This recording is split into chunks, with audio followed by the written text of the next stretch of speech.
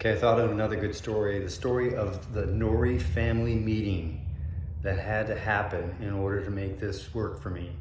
And it all ties into this photo that's in this book that Bill Batchelor came out with this last summer, Concrete and Smog. If you haven't got one, definitely recommend it. It's got amazing photos. And the one that reminded me, this is my mom's copy. She's got it all marked off.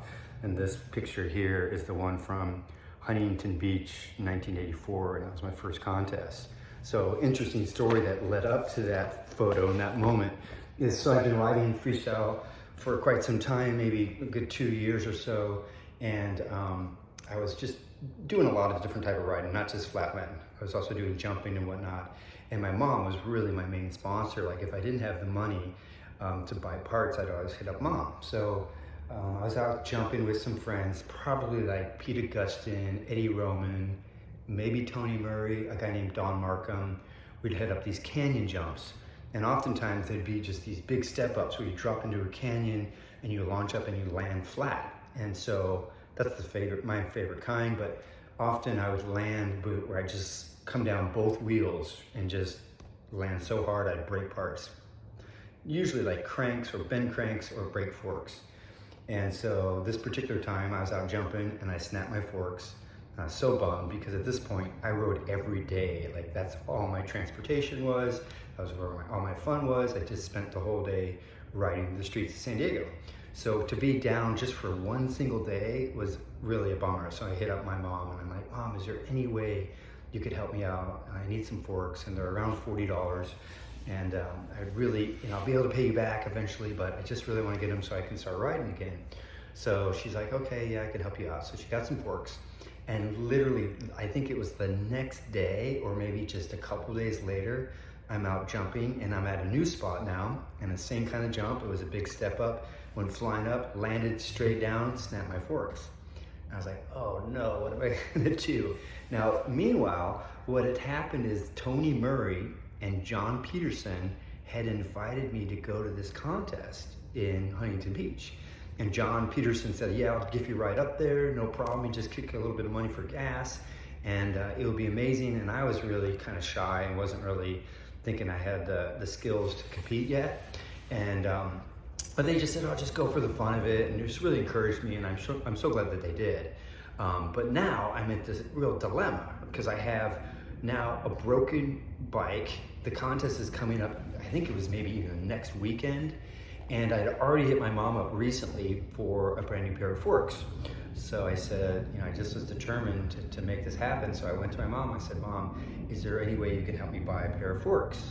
And she's like, I just bought a pair of forks for you. What are you talking about?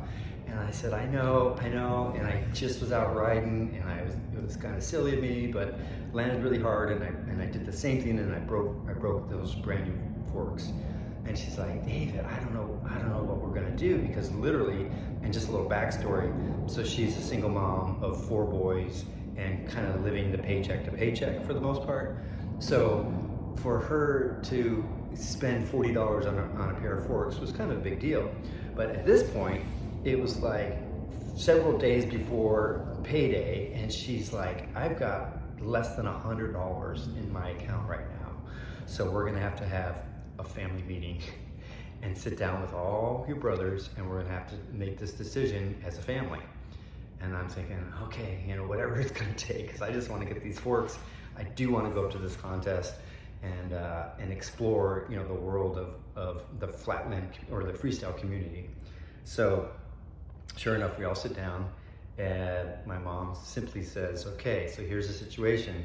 Dave really wants these forks, and he's excited because he needs to go to this contest this coming weekend, and I literally have this much money left in our account, and if we buy these forks, there's no more grocery shopping for the rest of the week, and you have to eat whatever's left in the cupboards, all the leftover, all the top ramen, all the things that, rice and beans, basically just get through the next, maybe week or so.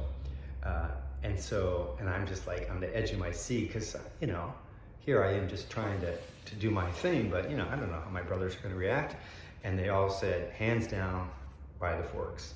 So my mom went, spent the $40, got another pair of forks, and went to the contest, and it was the contest that really opened up a lot of things for me, because I got to make some connections, and that's where I met Ron Wilton. Well, I knew Ron Wilton, but I got to talk to Ron Wilton, and he mentioned that there's a possibility of getting on Haro, and then it opened up all the doors to getting on the team, and by the next summer of '85, I was on Haro doing tours and traveling together.